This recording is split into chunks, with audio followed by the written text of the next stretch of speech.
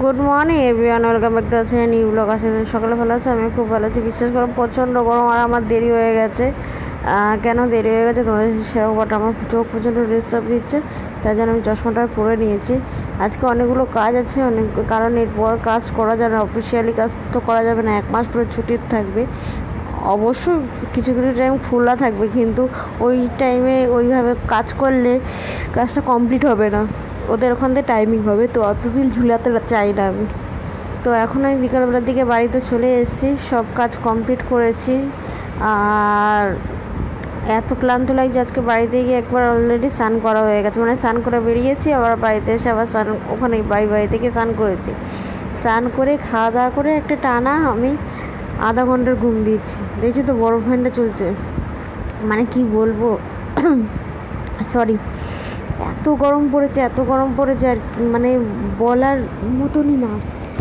এরপর আমার তো মানে স্বাভাবিকভাবে যে এত স্নান করে শরীর তো ক্লান্ত লাগে না, ফ্রেশও লাগে, কিন্তু ঠান্ডা লাগার একটা টেন্ডেন্সি থাকে, কিন্তু এত গরম সহ্য করার মতো ক্ষমতা আমার মধ্যে নেই সিরিয়াসলি। তো এদিকে আমি আজকে বাড়ি ফেরার সময় লাউ শাক নিয়ে এসেছি। লাউ শাক না আমি প্রচণ্ড ভালো খাই কুমড়ো শাকের থেকে। লাউ শাকের দু থেকে তিনটে জিনিস আমি খাই।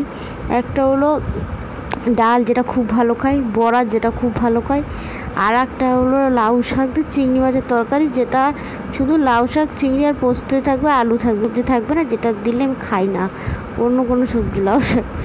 আর এইখানে দেখো দুটো কানের কিনেছি, আর এটা ঠাকুরের, মানে আমার গণেশটা কিনেছি, এটা ছোটো, ওই গণেশটার জন্য।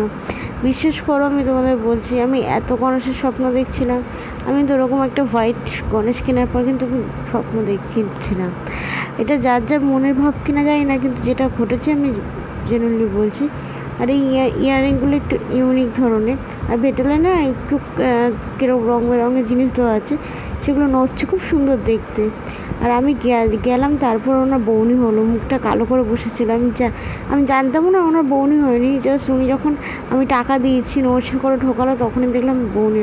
আমি যদি চলে আসতাম স্বাভাবিকভাবে খারাপই লাগতো, কারণ এত জিনিসপত্র তো সবাই কেনে না। তো চলো টাটা, বাই।